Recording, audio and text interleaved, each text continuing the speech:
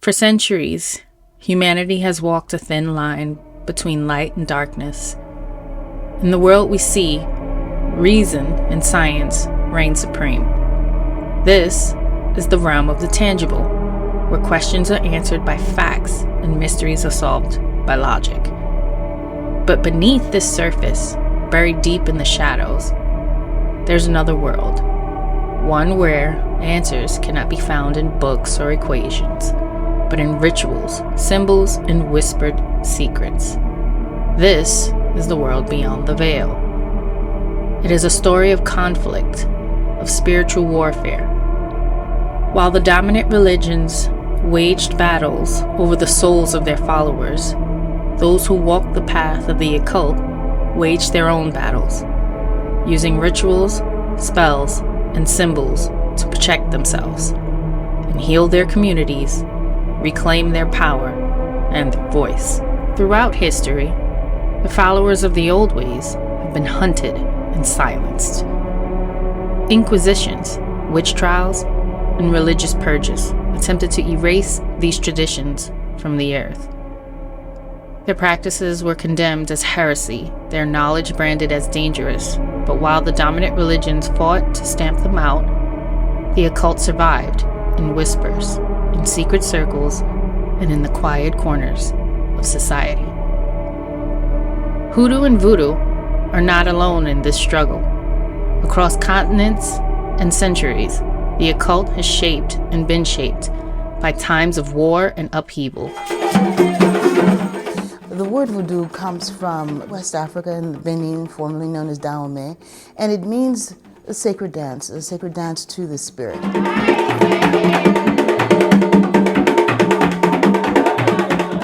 Occult practices, long shrouded in mystery and fear, are as ancient as civilization itself.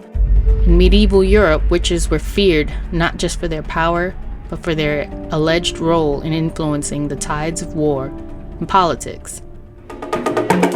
It's often seen as it's the poor and the working class, people who practice the tradition and no one else, when that's not in fact the case. I practice voodoo.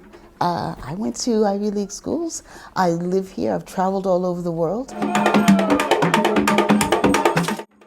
This is a journey through conflict and resistance, through belief and survival. Though the hidden truths that have shaped the world unseen by most, feared by many, but known to those who walk the path. Haitians who survived the earthquake are now living here in the U.S., particularly in New York, are creating bridges or remending bridges that had been ruptured as a result. And they're bringing their new energies here, and those of us who have been here, as long as I have, can connect with them and sort of renew and re-energize ourselves. These are the paths of those who have sought knowledge from forces beyond the physical world.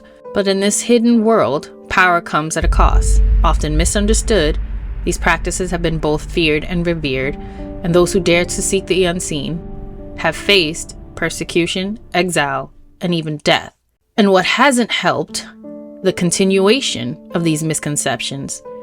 How Hollywood and the media have continued to fan the flames that have spread and continued these misconceptions. Massive Brooklyn fire that left a woman dead and nearly 24 injured was caused by a voodoo ritual. It's wrong. It's not even a question of problematic. It's just wrong.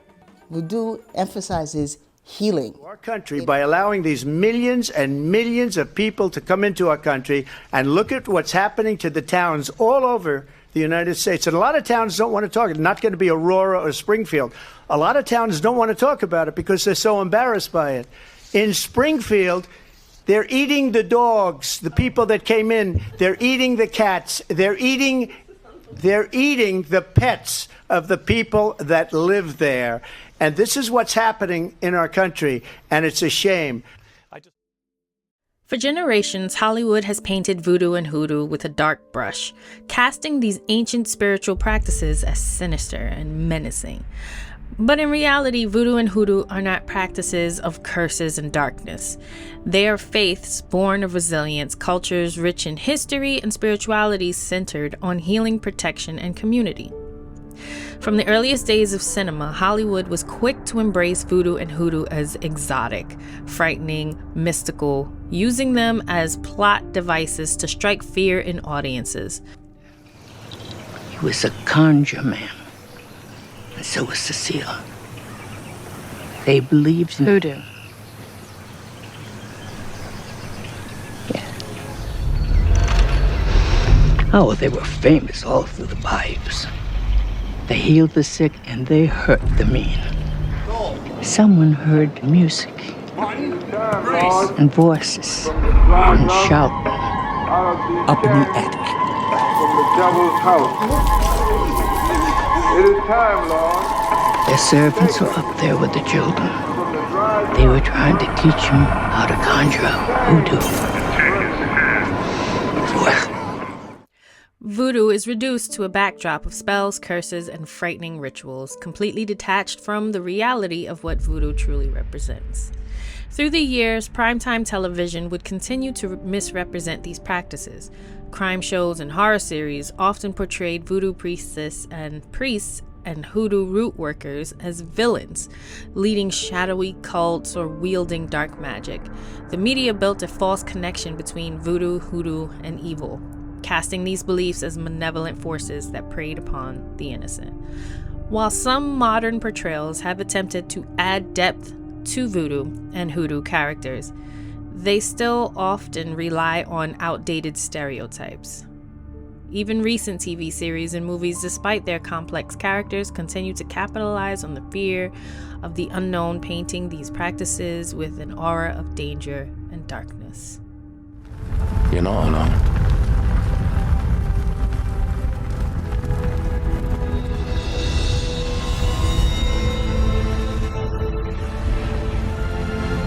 Grams.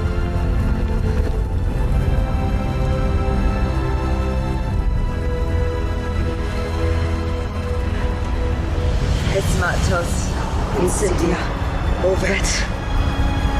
Esmatos, incendia, movet. Esmatos, incendia, movet. Esmatos, incendia, movet. Esmatos, incendia, movet. Esmatos, incendia, movet. Esmatos, incendia, movet. Esmatos, incendia, movet. Esmatos, incendia, movet.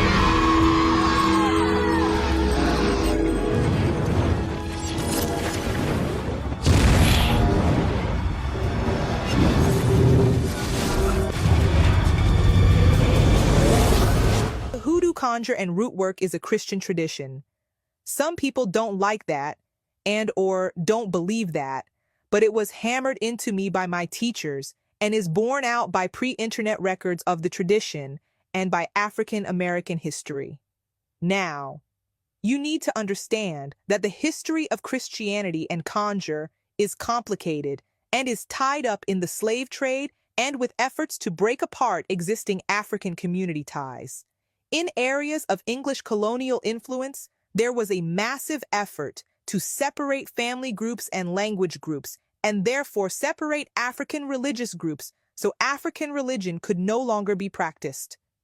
West African religion was and is communal, and the only communal religion open to these separated and mixed-up communities of slaves was Christianity.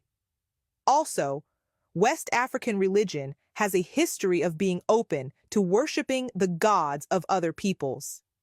It was common that if you fought in a war and were defeated by another tribal group, that you might begin worshiping their god or gods because obviously they were stronger than yours. So there would be sound reasons for adopting the religious practices of the people who had enslaved you within African theology. What the hell is going on?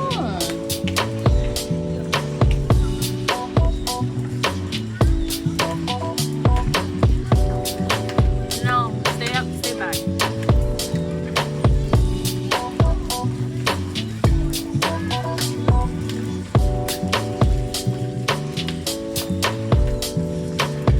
So I decided to travel to New Orleans, Louisiana, so that I could get a more in-depth information on Hoodoo and Voodoo. Because reading books is one thing, watching video clips is another, and going to the birthplace of it all is an entirely different thing.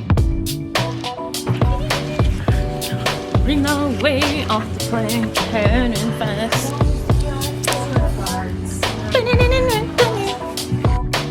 I was able to land an interview with a Hoodoo priestess, which I'll be meeting with at the end of the week. So my family and I decided that we would explore New Orleans and take in its deep and rich culture, reliving past memories from prior visits.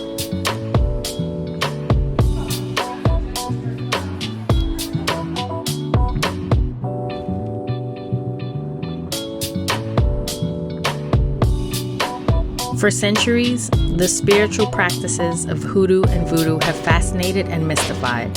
Both rich in tradition, these practices blend African roots with the cultural influences of the Americas, creating complex paths that honor the unseen, protect the faithful, and offer answers that transcend the physical world. We're here in front of the Frenchman Hotel. Wait, let me get the sign.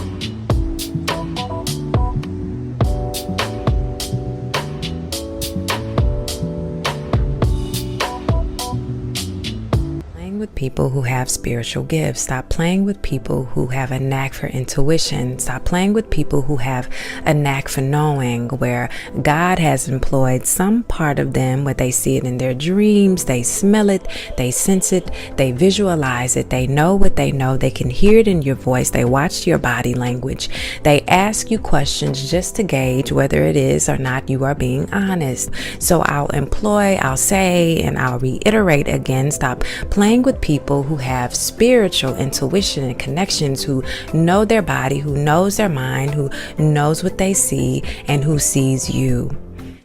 So, I have to document, since I have less than an hour left. Oh dear God! I have less than an hour left at the Frenchman Hotel. We stayed here for the night, and I have to document. I had 2 visitors come to me. One, I was semi-awake while I was...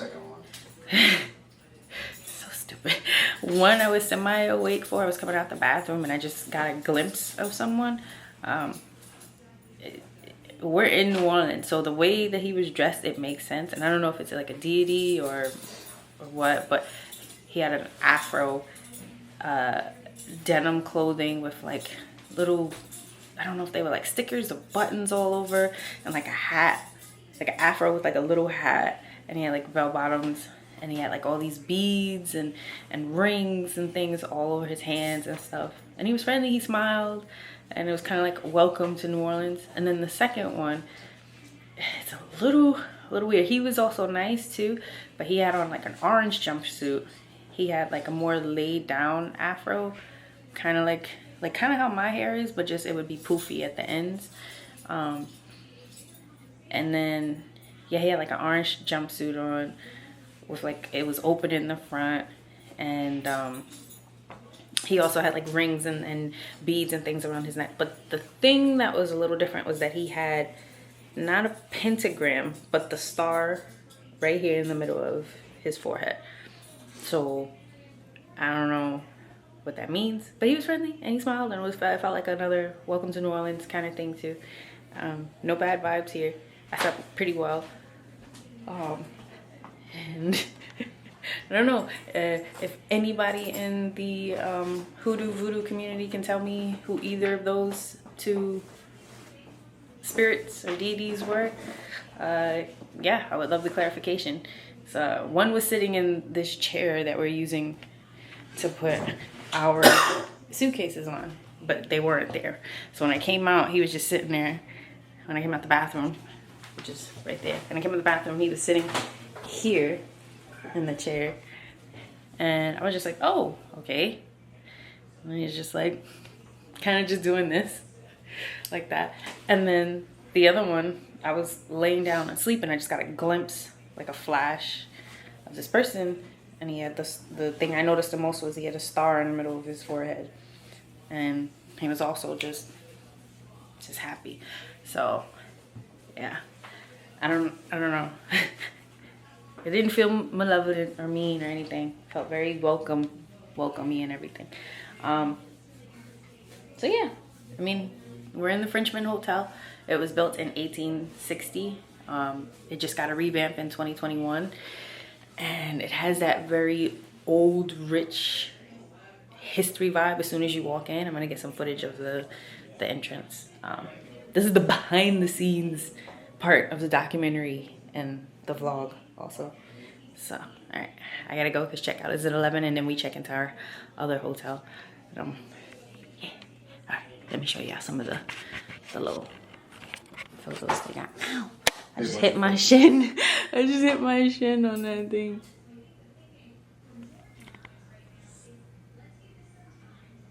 Dope. Wow. Let me tell you something. If I see a picture of either of those spirits in the Voodoo Museum, I'm gonna flip out like, oh snap. Like this is prior to us going to the Voodoo Museum. So I'm gonna even show the date. See, it's Thursday. Hold on. October 28th. Thursday the 19th, 10:25. Mark my words. We go to the Voodoo Museum. If I see a picture of someone like that, see, I told y'all I got something with me. I got something with me. But look at this. I like the artwork. And I'm gonna show the artwork in the hallway too as we walk out. It's beautiful. This hotel is very beautiful, very old, very rustic. The room is small, but it's like everything you need. The bed is right here. There goes the bathroom. That closet is pretty massive. The air just kicked on. It was great. I slept great. So, this is behind the scenes of the documentary. Voodoo is a religion, a vibrant, living faith practiced primarily in Haiti and parts of American South like New Orleans. Its roots are West African Voodoo, which the enslaved brought with them to the Caribbean and the Americas. Over centuries, it evolved, merging with influences from Catholicism, Native American beliefs, and local folk practices. There's all one. Okay. Good enough. Thank you very much. Well, thank you. Great. You heard a few minutes. Yeah.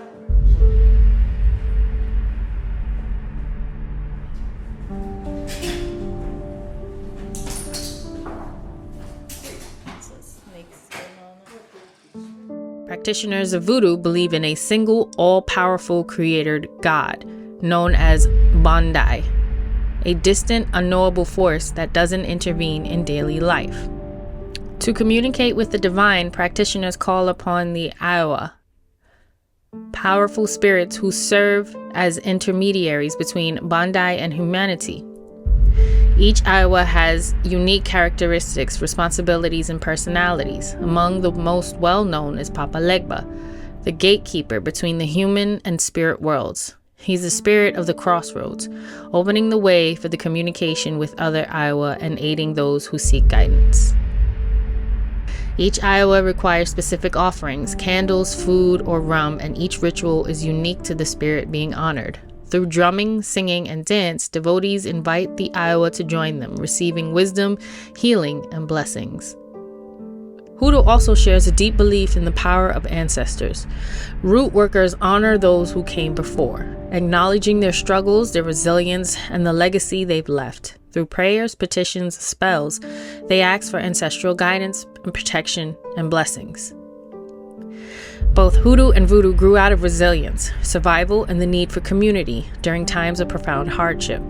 They gave and continue to give their practitioners a way to find hope, to protect themselves and their loved ones, and to seek justice in a world that often denied them fairness. Today, voodoo and hoodoo are living practices deeply misunderstood by some, yet cherished by those who seek wisdom in their ancestry and power in the unseen.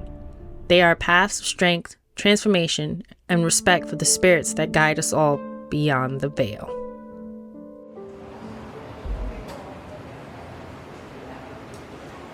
It's a Chevy Equinox, license plate 833. Around the corner of this way, past that little cafe that I was telling you about. Yeah. So when I came, I was 12, and we stayed on Bourbon. We're in the French Quarter right now. We were on Bourbon Street when I came, so I don't really remember any of this. Plus, a lot has changed. A lot has changed since we were here. It's been 18 years since Katrina. It's been a whole adult. Yeah. True voodoo and hoodoo are far from the fearful images that Hollywood has portrayed. Voodoo, with roots in West African spiritual tradition and infused with Catholic influence, it is a religion of honoring ancestors, seeking guidance from the spirits, and offering healing to those in need. Hollywood's villainization of voodoo and hoodoo has cast a long shadow, creating misunderstanding and fear where there should be respect and recognition. These are not stories of darkness. They are stories of light, faith, and resilience that have endured centuries of misrepresentation. To truly understand voodoo and hoodoo is to look beyond the screen and listen to the heartbeat of cultures that refuse to be erased. Instead of thinking that it's evil, it's actually just ancestral practice, ancestral veneration. You're tapping into his energy because that's the denomination that you follow, as well as your own. Grandmothers was cooking black-eyed peas and greens for the new year, taking a broom and putting a brown broom and putting it upside down in the corner. Don't put your purse on the floor. And his mom practiced and his grandmother practiced. So it's a generational gift that he had.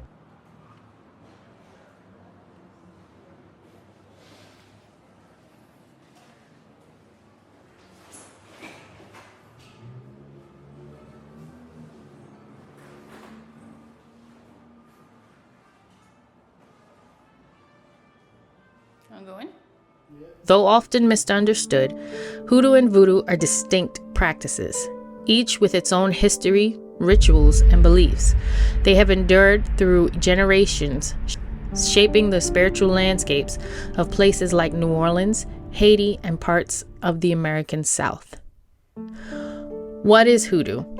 Hoodoo, sometimes known as root work or conjure, is a folk spiritual practice deeply rooted in the African American experience. Unlike voodoo, which is a religion, hoodoo is not tied to formal worship. Be the one to tell you. Most of your great-grandmothers were magical women. She had an altar, but she didn't call it that. Back then they called it prayer warrior closet or intercession room. She didn't call it Reiki. She called it laying hands. She didn't call it mediumship.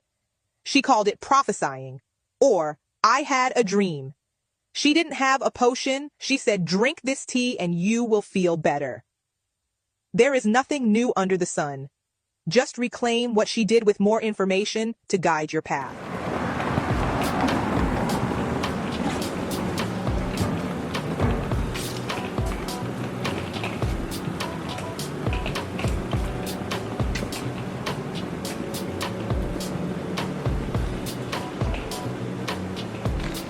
So there was this bar that we had went to, Mother and I. It was a mortuary at one point. Mortuary, funeral home, and they both. Doesn't matter. Whoever's listening. They had converted the funeral home or the mortuary into a bar. And legit, where the sink where they used to dump out it was like still there, but that's where my mom had went into the bathroom and apparently the bathroom was haunted by a little girl who had been embalmed, who had died there. Was one of the last people to die there. She went into the bathroom, and apparently she thought someone was in the bathroom because she pushed the door to the bathroom and it pushed back. And then she looked under this. Oh, hi, sweetie. When she said, "Oh, I'm sorry," and then she looked under the stall. She like glanced under the stall and didn't see any feet. Pushed the door all the way open and realized no one was in there. So she said, "You know what? I'm gonna just use the bathroom because I have to use the bathroom." So she tried to use the bathroom, and apparently something touched her butt or her leg or something. So yeah, I'm not doing that story any justice because I'm trying to focus on like 8 different things, and plus it's a little noisy. But yeah, she decided to use the bathroom anyway, and when she went to sit down, she said she felt something like a hand touch her butt, and she just ran out the bathroom with her pants halfway down. And now this is legit because I was in the bar and I'm sitting at the bar.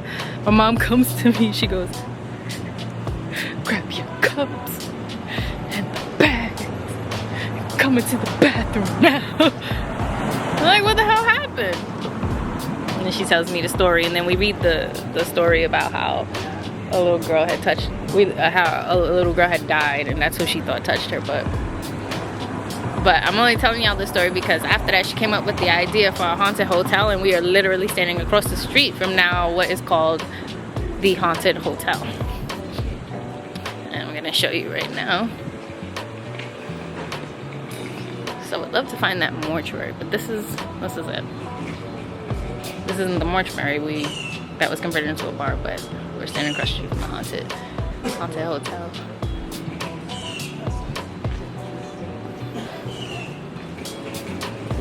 And I don't think we made it here last time, but it says welcome to Haunted Hotel at 623 Ursulines,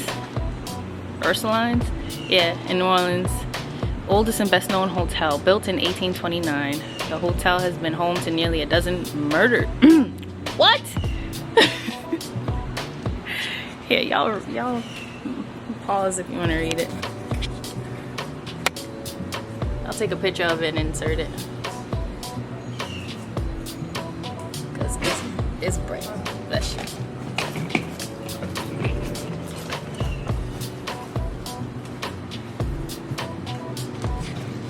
So yeah. Ooh, bless you. I wish I had booked. I wish I had known. I would have booked the room here. Haunted Hotel, NOLA. Oh, y'all see this sun? Listen.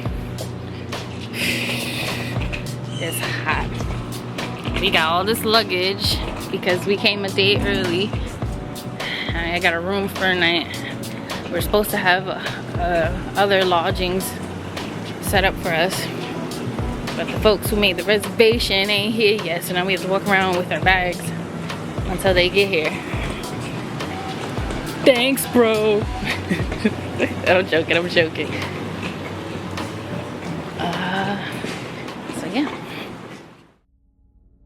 Another unconfirmed rumor in regards to voodoo and hoodoo practices would have to include the infamous Madame Delphine LaLaurie and the LaLaurie Mansion. The LaLaurie Mansion in New Orleans is infamous for its dark and gruesome history. Located in the French Quarter at 1140 Royal Street, it was once the residence of Madame Delphine LaLaurie, a wealthy and prominent socialite who became notorious for the brutal abuse and torture of enslaved people in her home. Where Madame LaLaurie inflicted heinous torture upon her slaves, where she ultimately met her own demise.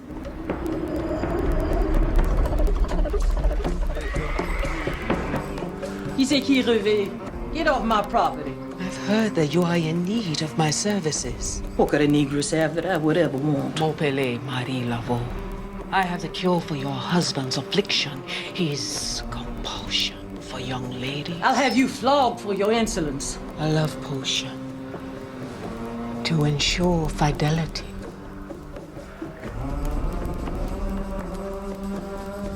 The potion entrances as you promised. Your future's assured.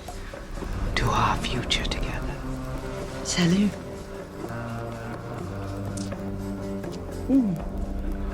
It's like honeysuckle.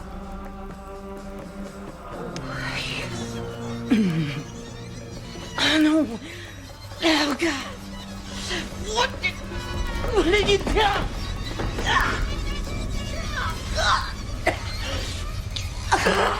Get it! Get it out of her! Unbeknownst to Madame Lalaurie, a slave she had brutally mutilated was Marie Laveau's lover, and she came to exact her revenge. Madame Delphine McCarty was born in 1787 into a wealthy Creole family in New Orleans. She married 3 times, with her third husband being Dr. Leonard Louis Lalaurie, a physician. By all outright appearances, Delphine Lalaurie was a respected member of New Orleans' elite. She hosted lavish parties and was well known among the city's social circles. However, beneath her refined public persona, dark rumors began to surface about how she treated the enslaved people in her household. She was rumored to have dabbled in voodoo and used its power to twist and torture the people who she enslaved. Delphine and her husband, Dr. Lalaurie, purchased the mansion at 1140 Royal Street in the 1830s. It was a luxurious 3-story home befitting of their wealth and status. However, neighbors and locals began noticing strange occurrences and disturbing rumors about the treatment of the enslaved individuals in the Lalaurie household. There were reports of screams and cries coming from the mansion, and some neighbors have claimed to have witnessed Lalaurie chasing a young enslaved girl across the roof after beating her. According to the story, the girl either fell or was pushed to her death from the 3rd floor. On April 10, 1834, a fire mysteriously broke out at the Lalaurie mansion. It started in the kitchen, where it was later discovered that an enslaved woman had set fire in an attempt to end her own life. She reportedly confessed that she'd feared the punishments and torture that awaited her from the Madame Lalaurie, revealing horrors happening in the house of ritualistic sacrifices, bloodletting, mutilation, and absolute torture. As the fire raged, rescuers and neighbors rushed to help. When they entered the mansion to rescue the enslaved individuals, they made a shocking discovery. According to multiple reports, they found a locked room in the attic where enslaved people were being kept in inhumane conditions. Some were said to have been shackled to walls, severely malnourished, and covered in scars from whippings, beatings, and other experiments. Others allegedly bore grotesque signs of torture. It was clear they had suffered horrific abuse over a long period of time. What is that? A mic? That's the transmitter. So, put this fluffy thing on? No, it's having to explain all this technical stuff to him is like just a whole other. Look at this. And you still out of the shot. Why are you out of the shot? Sit back. You are wasting time. My stuff needs to charge and you are wasting my time. Wasting time. You're wasting my time. Wasting not just time, I'm wasting. My time is expensive. My time is very expensive. Just expensive. It's expensive. It's expensive. It's very expensive. Very expensive. It is very expensive. It's so expensive we can't afford the rents. Nope, cannot afford it. So I was trying to look up some stuff. I was gonna read you some stuff off, but no.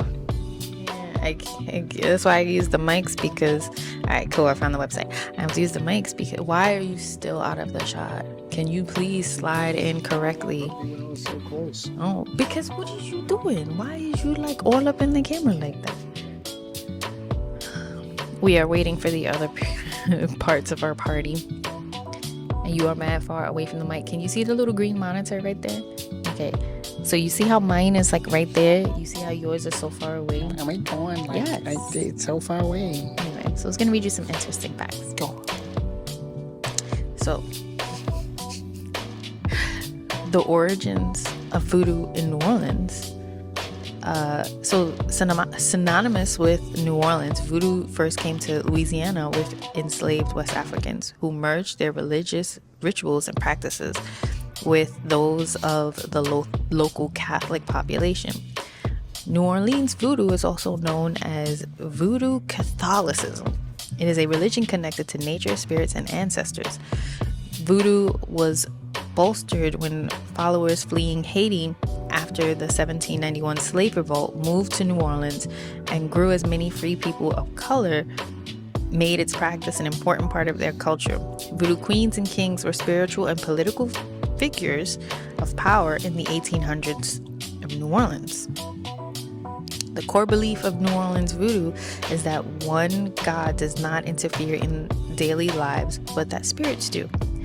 Connection with these spirits can be obtained through various rituals such as dance, music, chanting, and snakes. So how does that reconcile with Catholicism? It's like a complete 180 to what fundamental belief Catholicism has, believing in one God. That's why you're the Catholic. I mean, you were raised Catholic. I thought you would know the answer to this. I don't know. I don't have enough of a grasp on Catholicism to think that they have any tolerance for any deviation of their beliefs. There's obviously numerous divisions of what would now be considered under the umbrella of Christianity, but I don't know one branch of Catholicism that believes in multiple gods, or not in one deity or true central god, but spirits instead. Yeah, I was reading this and it kind of threw me for a loop. I was like, wait, what? Voodoo Catholicism? I'm going to continue reading. This is from neworleans.com. Today's gris dolls, potions, and talismans are still found in stores and homes throughout the city. A reminder of the New Orleans fascination with spirits, magic, and mystery. Voodoo practices include readings, spiritual baths, prayer, and personal ceremony. It is used to cure anxiety, addictions, and feelings of depression or loneliness, as well as to help the poor, hungry, and the sick. If I had to venture to guess, the marriage between the two would be somewhere along the lines of a fundamental belief in what Catholicism, like their fundamental belief structure, while practicing voodoo. That's so confusing to me because with correct me if I'm wrong, because like I said, I'm not Catholic, but I know I'm about to get cursed out in the comments. I thought Catholics, I thought all of they, like, none of that, like, no, ghosts don't exist, spirits don't exist, none of that. We don't. It's the one of the three of the Holy Trinity is the Father, the Son, and the Holy Spirit. Yeah, the Holy Spirit. Yeah. So obviously there's. It's a very touchy subject. But if I had to believe, or if I had to try and assume how the two are reconciled, that's how I would imagine. I practice Catholicism by doing a church thing every Sunday and hearing the hymns and the whatnots, but your day-to-day would follow what the traditional or even contemporary voodoo habits.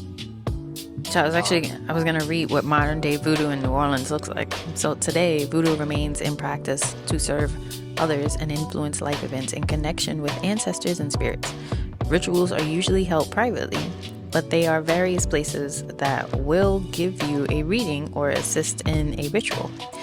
The Voodoo Spiritual Temple in New Orleans only formally established a Voodoo temple located across the street from Congo Square. So that would seem to me that there's not a mixture, but more so those that converted. My main moment was the first and second line, where a fundamental belief of voodoo is that there is no one central god. No. It said belief in spirits. No. It said that there is a god, but that the god does not interact with the day-to-day lives of us. Oh, can you read that line again about helicopters? Sorry.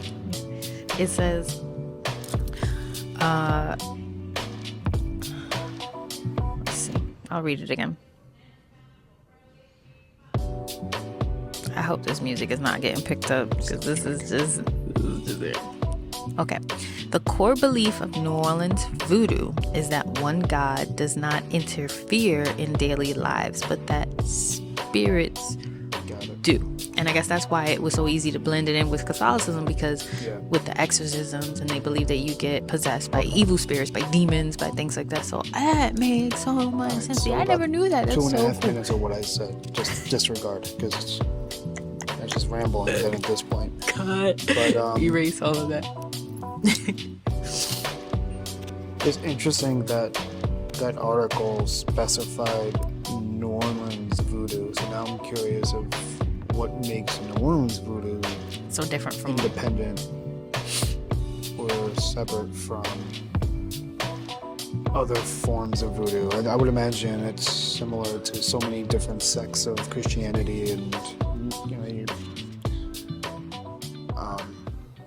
So now we're going to talk a little bit about voodoo. You're going to see voodoo everywhere. Just a quick Google search and you're going to see the word voodoo. You're going to see it spelled a few different ways, and the spelling of voodoo can give you some insight into what type of voodoo they're talking about. Here in New Orleans, there's New Orleans voodoo. There is the popular mass consumption voodoo, which is spelled VOODOO, and even in old documents, people who were observing it from the outside would use voodoo to explain it. So from very early on, these two words were used interchangeably.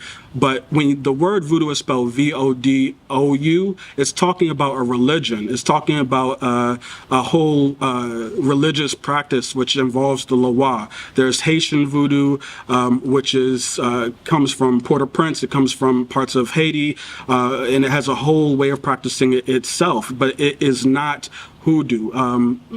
Hoodoo does not use the Loa, even though in a lot of expressions of hoodoo, you'll see them mixing it with the Loa, you'll see them mixing it with Orisha, and that is not the original expression of hoodoo. If the belief is that, there is one God, but the spirits are the ones wreaking havoc, and they agree on that. I lost my train of thought, because I was going to say something about, I don't understand how, I was gonna say I don't understand how Christianity, it'll come back to me. I think where you're trying to go is that there's different versions of voodoo, of Christianity. And it's easy. It's a whole umbrella. They got the it's a whole Christian coalition, but it's important to know the context of where that comes from before the JFK campaign, political campaign for president in 63, 62, 61, early 60s. So you're gonna keep going? 60, 59, 48. JFK was the first Catholic president in this country, and at the time that was very controversial. So to ease over the tensions of other Christian faiths, to accept a Catholic president in this country, their political campaign did a lot of heavy lifting to bring all of these Christian faiths under a single umbrella. Beforehand, there was a lot more divisions between Protestants and Latter-day Saints and Lutherans and Christians and Catholics and all this other alphabet soup of Christian beliefs. It was the JFK presidency and campaign, mostly presidential campaign, not the presidency, that changed the narrative on how we think about Christians in this country as a collective and not just as Christianity, which is actually very separate from Protestants and Lutherans and Latter-day Saints and every other one of them. When I tell people that I'm a mumble, they're like, oh wow, really? What is that like? Or usually people are like, is that like being a witch? No. Voodoo is not witchcraft because voodoo is voodoo. Voodoo is African. Voodoo is ancestral. And for witchcraft, especially nowadays, ancestors is not something that's necessary. Hoodoo's ancestor is voodoo. The Africans that were brought to the U.S. through the South, who were enslaved, they took from voodoo what they could, and then they mixed with what was already here, which is Native American traditions and a little bit of European traditions, and that's what Hoodoo became. The biggest misconceptions of voodoo is that voodoo is evil, that we worship the devil. There's no devil in voodoo. We don't know that guy. We know that guy does not exist in our court of spirits. Now, voodoo is just like everything else when it comes to spirituality. You have your light and you have your dark. The devil and demons don't come from Black culture. They come from European culture. Hey cousins, I have a quick message from the spirit realm. You don't need to become a hoodoo doctor in order to enjoy all of the benefits of practicing hoodoo. Start with the basic knowledge that you have gained and use the information to grow. Look for books for inspiration. And if you feel that the knowledge you have gained is not enough, you can sign up to become apprentices on the people who learned the craft from their own ancestors.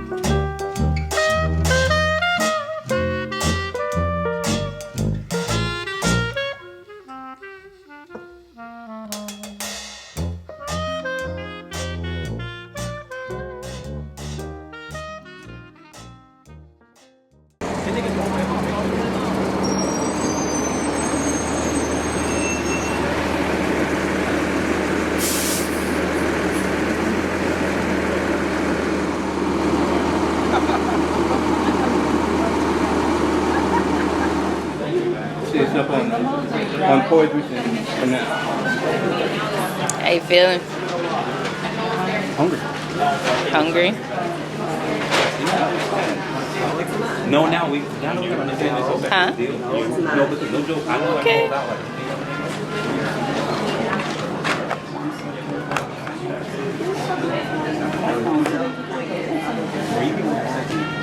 What's my motivation? Subtle up there. Not very subtle, big ass camera. Yeah. Alright, I'm filming your ass. Hi. Just this and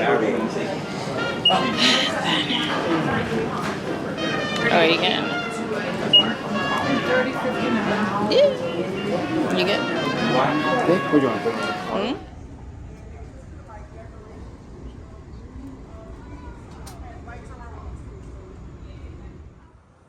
Root workers believe that the energy of plants, minerals, and symbols can be harnessed to change lives. Hoodoo is steeped in resourcefulness. Practitioners use roots and herbs, ginger for protection, hyssop for cleansing, and even graveyard dirt for certain powerful spells. Through mojo bags or charm bags, they carry these energies with them, calling on the spirits of their ancestors and the power of the natural world to guide them.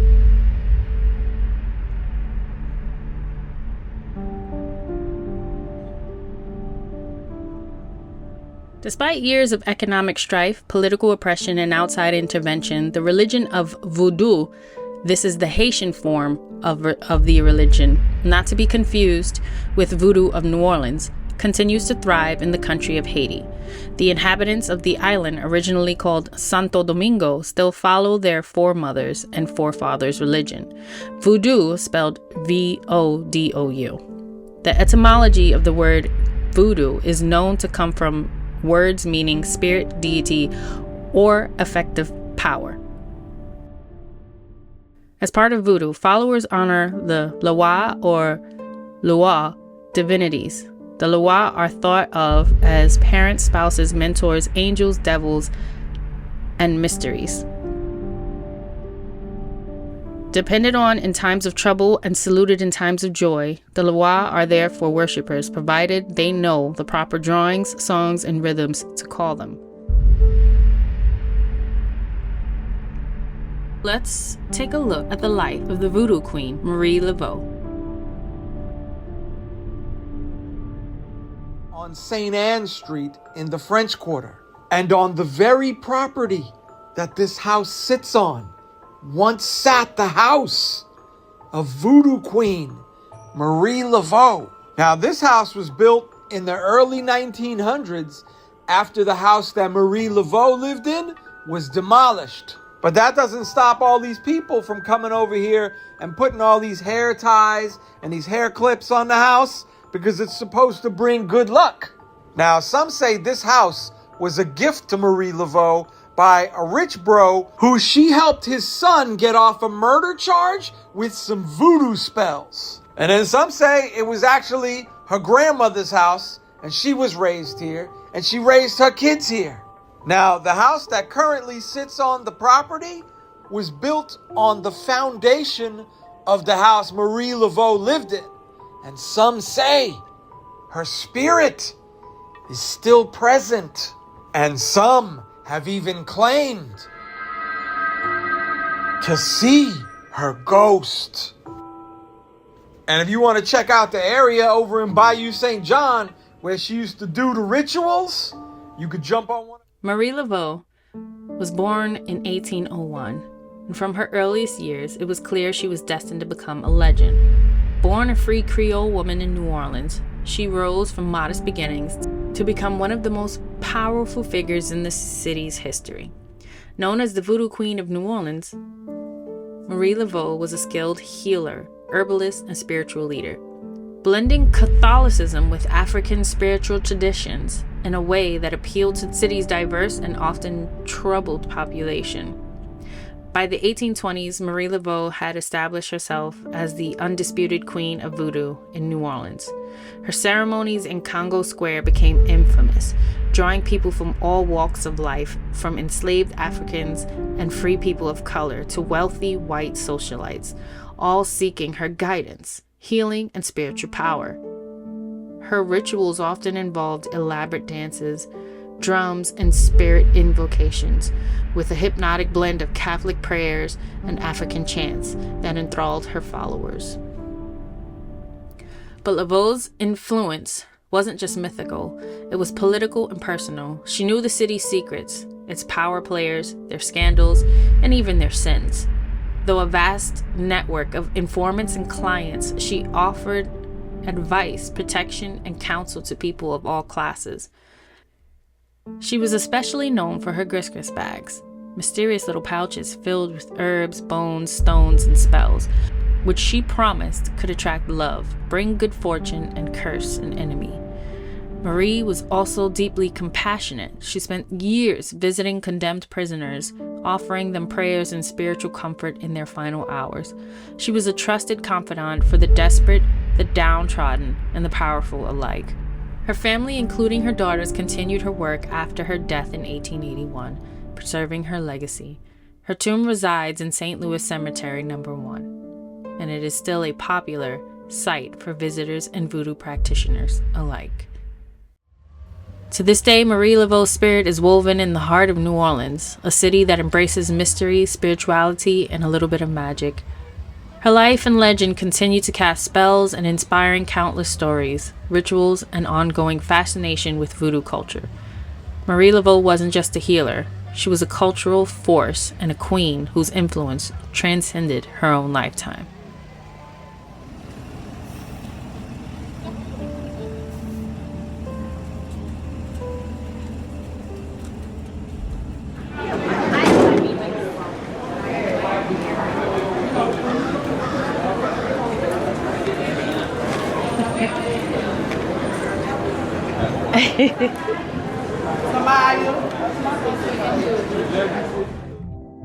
It's important for me to continue spreading light and truth about voodoo, hoodoo, and anything that has to do with African traditions. As I made my way from the cemetery, I wanted to see what is known as the New Orleans Pharmacy Museum. The New Orleans Pharmacy Museum offers a fascinating glimpse into the world of 19th century medicine and the evolution of pharmacy. It is a unique museum dedicated not only to the history of pharmaceuticals, but also to the deep connection between medicine, voodoo, and hoodoo traditions in New Orleans, a city where folk, remedies, and spirituality have long been intertwined. Don't go in and not take the front of the door. And just like live her life, just talk to people like shit. That's it. Keep it all day. The Pharmacy Museum occupies the former apothecary shop of Louis J. DeFilho Jr., America's first licensed pharmacist. In 1860, DeFilho passed a newly established licensing exam, ensuring that his pharmacy on Charter Street became a trusted source of medicine in the community. Second floor exhibit. We have a brand new exhibit about Black-owned pharmacies in New Orleans. It's really cool. Features potions and other sort of voodoo potions on display. But what's really the difference between a medicine and a potion? However, what sets this pharmacy apart is more than its historic role in public health. It's the way it reflects the mix of French, Creole, African, and Caribbean influences in New Orleans. Here, mainstream medical practices were often blended with local folk medicine, spiritual beliefs, and mystical practices. The voodoo and hoodoo connections are that one of the museum's most intriguing features is its exhibit dedicated to the role of hoodoo and voodoo in early New Orleans medical practices. Marie Laveau and other practitioners were known for creating medicinal mixtures and charms, and it was common for these remedies to be blended with more conventional medicines found in pharmacies, just like DeFilho's.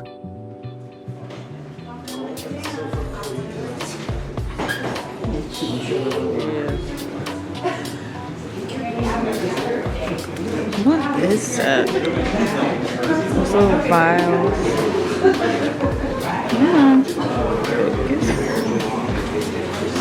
There we go.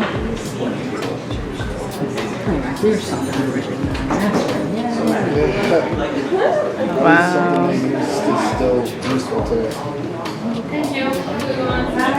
Is that what this is too? Aspirin? Injectable medication? Pills.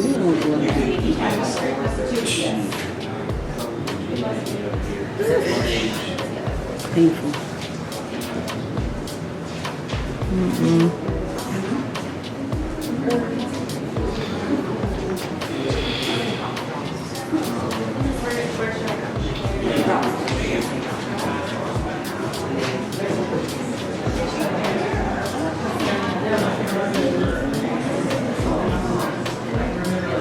What's up? Okay. I just searched Halloween and I was like, much data do you have on your phone? It's a lot, I guess. Yeah, I just learned. Mandrake root.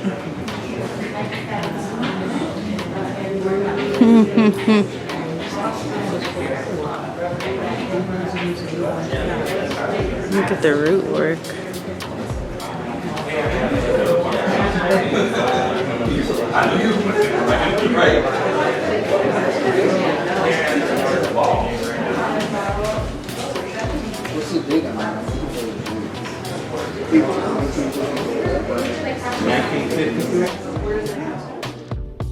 With the growth of social media platforms such as Instagram, TikTok, and Facebook, practitioners have been able to reclaim their power and express and share what the religion of voodoo and the practice of hoodoo means to them. Bonjour, it is me, Talia, and this is Traditional Hoodoo Basics 101. Traditionally. Now look, the trend is telling y'all to go and learn 900 different herbs. That's not what we do, and that's not what we did. Traditionally, all you needed was some black pepper, a little bit of sugar, some salt, a bowl, a glass of water, and a candle. See, this black pepper here, it's going to repel and remove whatever you got in your way. This sugar is going to sweeten or dominate any situation you got going on. This salt will do whatever you ask it to do. The bowl of water is the portal, and the candle is the light to guide the way. Don't limit your magic. Hoodoo Basics, Traditionally 101.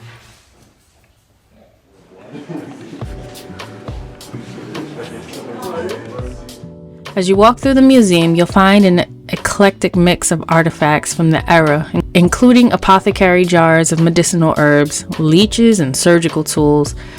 There is also a voodoo pharmacy exhibit, which showcases tools and ingredients commonly used in hoodoo and voodoo healing. This display includes elements like roots, powders, herbs used for spiritual and physical healing. Such traditions continue to this day, and they remind us of the unique blend of health, healing, and spirituality that characterized early New Orleans medicine.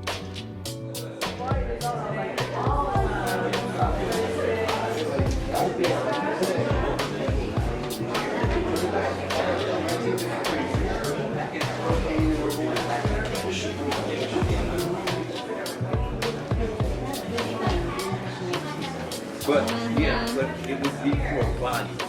There would be a whole lot of stuff. It would make big places. And then just measure. Having these platforms not only enables the practitioners and the believers to answer questions that people may have been too afraid to ask, but also helps give a voice to the religion and practice itself. So I wanted to make a video response to this comment because something I noticed when we talk about Black people and spirituality, and not just like hoodoo or any type of ATR or anything like that. I'm speaking about Black folks and spirituality, no matter how you honor spirituality. Even with Christianity, people will often ask like, well, what happened during slavery? Why didn't anybody hex the slave owners? Or why didn't anybody do roots or work magic on the slave owners? Some people will attack Christianity and even say like, well, where was Jesus during slavery? And I just really want to address this question. This question also comes up when we talk about karma, right? People will be like, well, what happened to karma? Where is it? Karma is not real because how is America still standing if karma is real? Let's address all that in this video.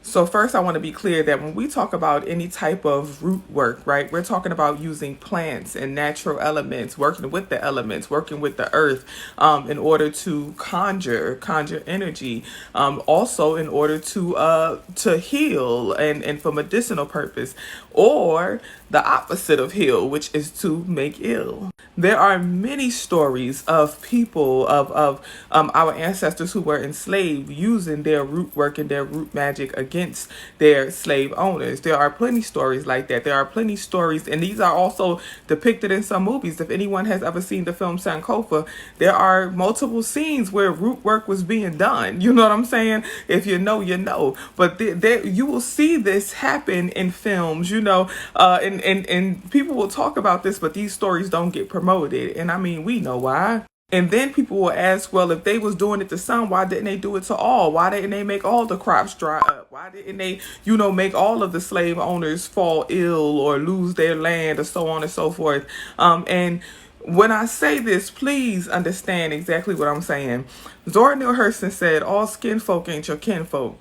And as we can see in present day reality, it also connects back then. Some folks work okay in the position that they were in. Some folks had no clear vision of what life would be outside of their situation. So they were okay in the situation they were in. And especially when doing root work, if you're trying to conjure something as a collective, everybody got to be aligned with the same intention and with the same vibe and the same energy. And if everybody ain't aligned, then it ain't gonna work. So in order for it to be successful, when you work it in a collective, everybody got to be aligned. And as we know, back then and to this day, everybody ain't always aligned. So you can't lay root down against somebody when it's your own people working root to stop you from getting them out the situation. You see what I'm saying? And again, a lot of that is happening to this day. Some people are comfortable in the situations they in, and they working against their own people that's trying to get them out of it. So the real question is, what side you on? Excuse me. Or on your phone. First or after you go out to the second floor. Ooh, the first cherry Coke ever, guys. Cherry. Ginger mint. That's interesting. 1855.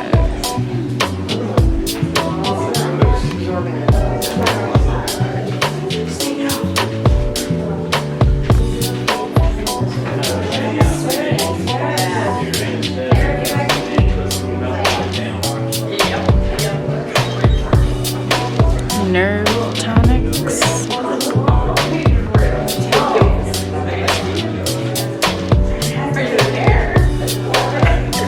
Silk sutures that allowed to like slipped off into the blood vessel and Torture devices,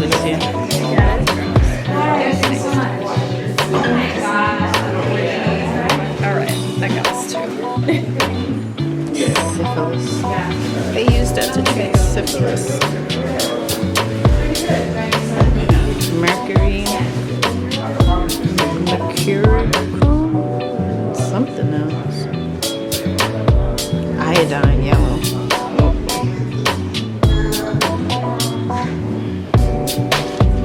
Blue ointment. Poison.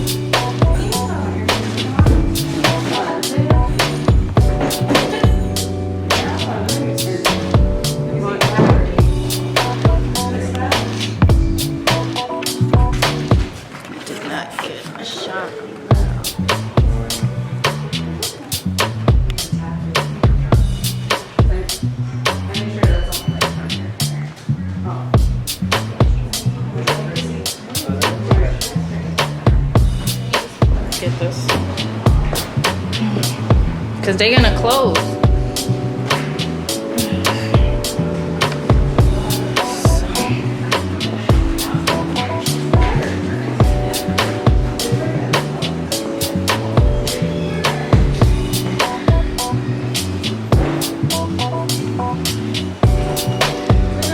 Yeah. Well, they're about to close.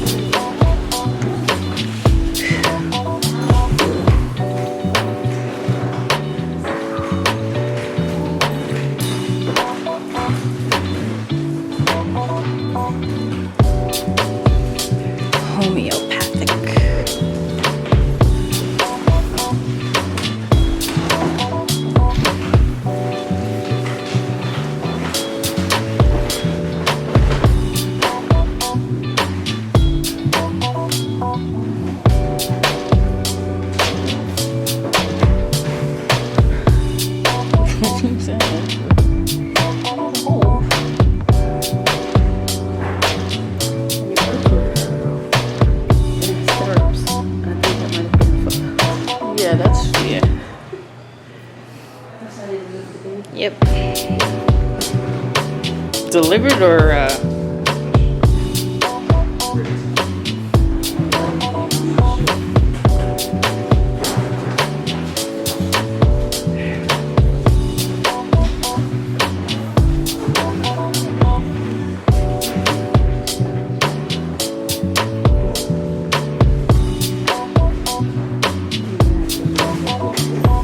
birth chairs.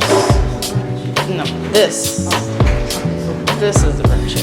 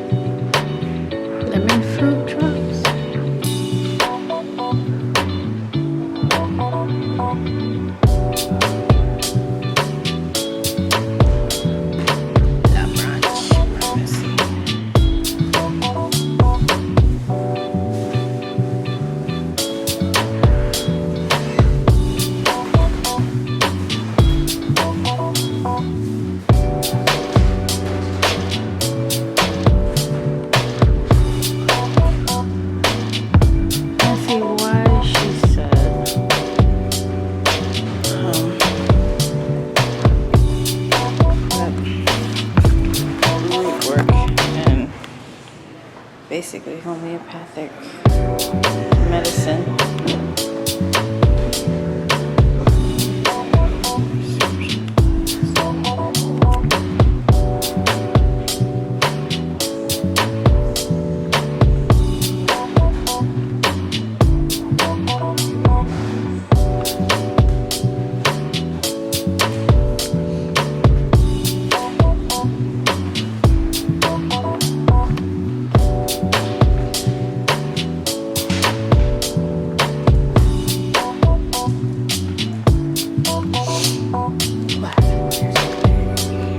Let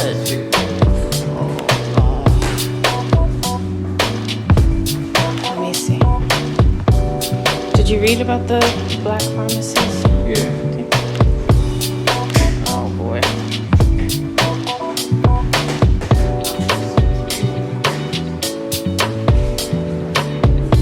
So this is where they treated patients in this house.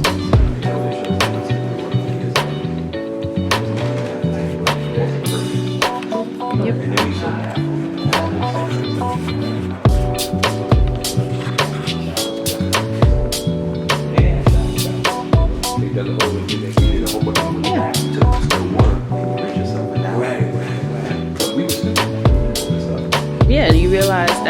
lot of the child mortality rates were high because men chose not to. Men would work in the morgue, like the embalming and things like that, and then right after they would go and deliver babies, and they wouldn't wash their hands, they wouldn't wear gloves, and so the women would get infections and either die in childbirth or the baby would die. No, it wasn't bad, y'all. It was nasty.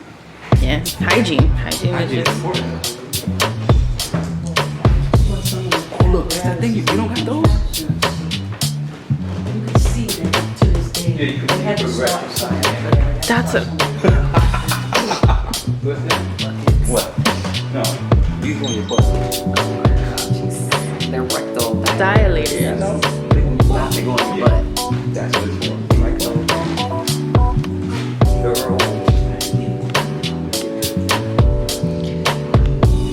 I don't even want to imagine how many people probably died in this bed.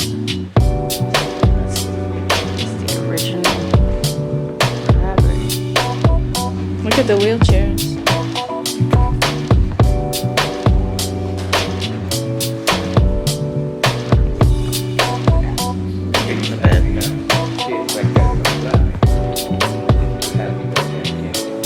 Yeah, right there, the chair.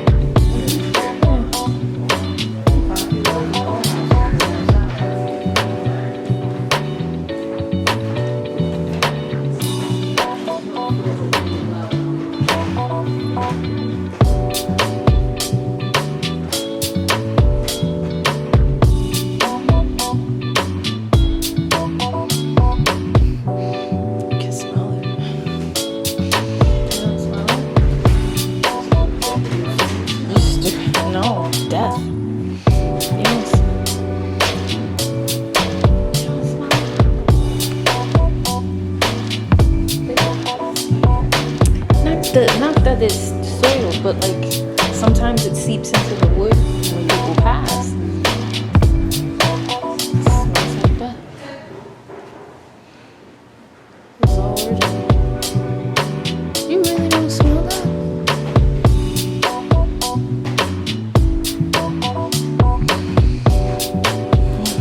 And then that's the carriage house back there. Carriage house? What the heck was it? Oh. What's that? So wait, this was the slave quarter? That bathroom? Where the bathroom was? See the courtyard? That's what I'm saying, I don't see Okay, it. so that's the pharmacy in the front. This is the carriageway over here. There's the courtyard. It would have been right here. The bathroom. Over there where the wall is? Let me see, sorry.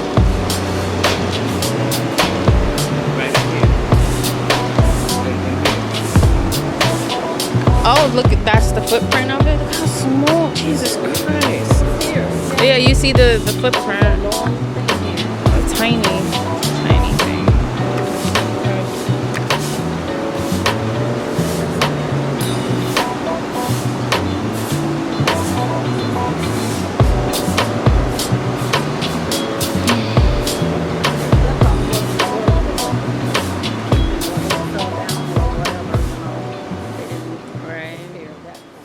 Look at the focus box. It's all over the place. This room, you do your readings in there. Mm-hmm. Do you have a deity or a particular guardian in this room? There it is. Look. The box is nowhere near her.